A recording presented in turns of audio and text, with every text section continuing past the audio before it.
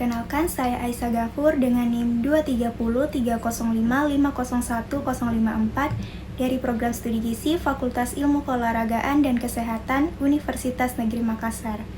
Pada kesempatan kali ini, saya akan mempresentasikan analisis kasus dengan judul Peran Pemerintah dan Swasta dalam Penanganan Masalah Gizi Ganda, yang merupakan salah satu tugas pada mata kuliah yang diampu oleh Bapak Andi Muhammad Zulkifli, SKM MKes.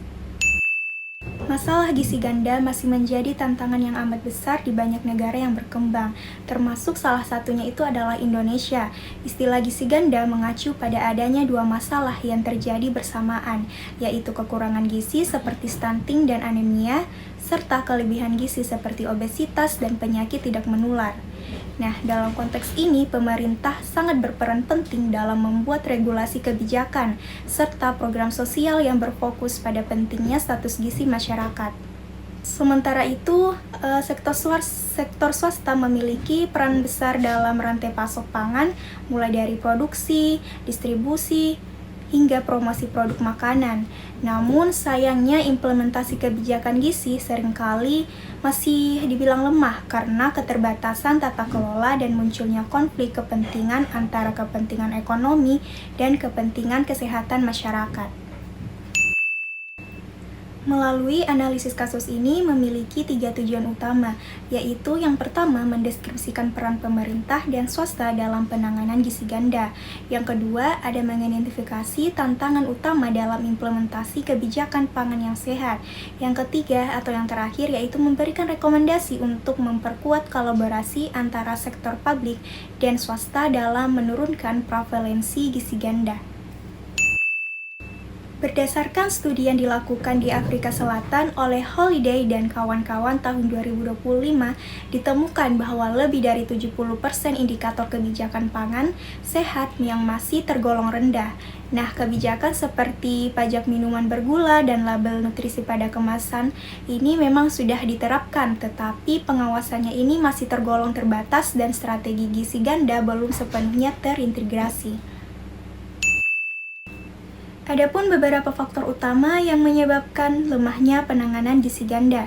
Yang pertama itu ada regulasi iklan makanan yang tidak sehat dan masih lemah. Kemudian ada pengawasan dan akuntabilitas dari pihak pemerintah yang masih tergolong rendah. Dan yang ketiga, koordinasi lintas sektor ini belum berjalan secara efektif. Nah, akibatnya beban gizi ganda ini tetap tergolong tinggi, terutama pada kelompok masyarakat rentan. Selain itu, ketergantungan yang tinggi terhadap sektor swasta dalam distribusi pangan membuat akses terhadap makanan sehat ini semakin terbatas.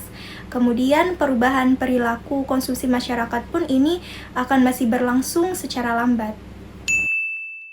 Beberapa langkah yang dapat dilakukan yaitu antara lain yang pertama itu memperkuat regulasi terhadap iklan produk tidak sehat terutama yang menyasar pada kalangan anak-anak.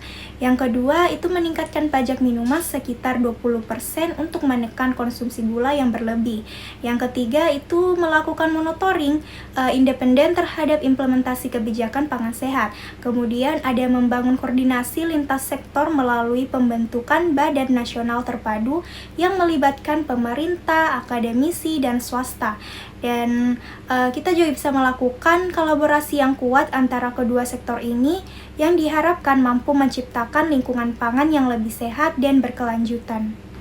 Demikianlah pemaparan saya mengenai analisis kasus peranan pemerintah dan swasta dalam penanganan masalah gizi ganda. Terima kasih atas perhatian teman-teman semua. Sampai jumpa pada kesempatan berikutnya. Thank you.